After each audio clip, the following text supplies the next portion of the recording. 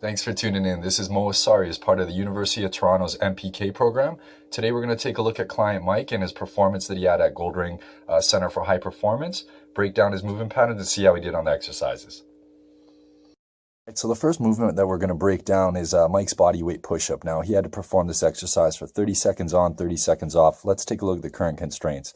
So his feet were planted at shoulder width apart, and he was maintaining the push-up position on his toes. So making it a little bit more challenging based on his body mass and his base level of strength for the upper body.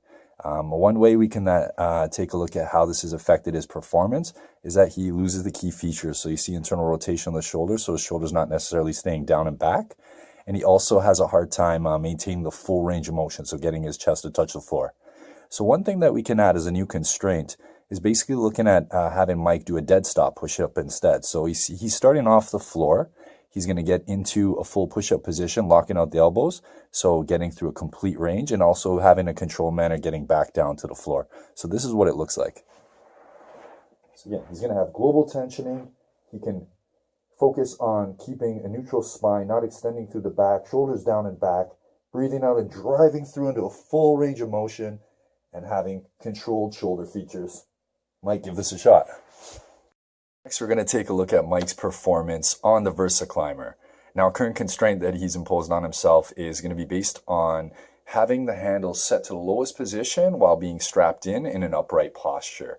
He's overreaching with each step. You can see he has a hard time keeping his shoulders down and back with each step. And by being upright, he is more quad dominant. So one thing that I would do to impose a new constraint on Mike is actually have him, with tactile cues, understand how he can have a hinged hip position at the Versa. So his torso is going to be angled slightly closer to the dial and screen of the VersaClimber. He's going to be able to maintain a neutral hip position, so even line at the hips, getting him more activation in the posterior chain, which he's looking for, and less reliance on overreaching of the arms. So Mike, give it a shot. All right, as we can see, the inverted row for Mike's body weight is no joke. It's quite challenging actually for him, but I commend his efforts. Now, one thing that we can see is he adopts an overhand, wider than shoulder width grip position, and he's having a hard time staying in a contracted bridge position, maintaining a solid braced core, and you see that his feet are moving as well through the time base.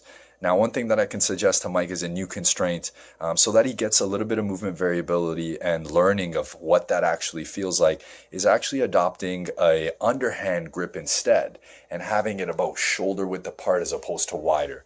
This will challenge his arms a little bit more and take some of that activity away from the upper back musculature and rear deltoids, areas that he may feel compromised or weakened right now, but he can build up to that. So Mike, give it a shot.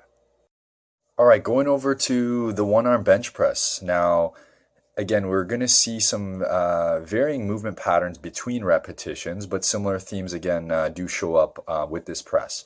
Now, he's using a flat bench, which he's constrained to having his feet just above shoulder width apart, slightly in front of him, actually. And you can see that he's not offset on the bench at all. In terms of having one shoulder off a little bit more, etc. So he's pretty much dead smack in the middle of the bench, which allows for him to stay braced a little bit better and avoid rotation, which is something that he is struggling with. You can see that core bracing could be a common theme across movements, and that's one thing that we want to get him to work on. You can see that cued as well within the video. So a new constraint that I actually might add for this exercise would be having him actually change the modality. So doing it with a cable system as opposed to a free weight. He can then really understand the tension throughout the entire press, making sure that he keeps his key features and actually braces through the core. I think he needs to focus a lot on breathing and having him constrained to the cable, maybe at varying loads before we build up to his test. That's something that can definitely help him out and allow him to, again, keep those shoulders down and back, understand the proper base of support that he needs at his feet, really staying braced as he completes each rep. Give that a shot, Mike.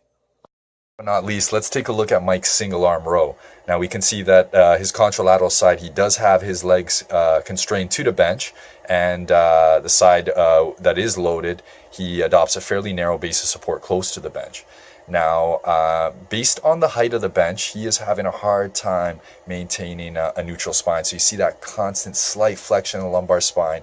He's also pulling at an angle that's engaging a little bit more of his shoulder, rotating it inwards.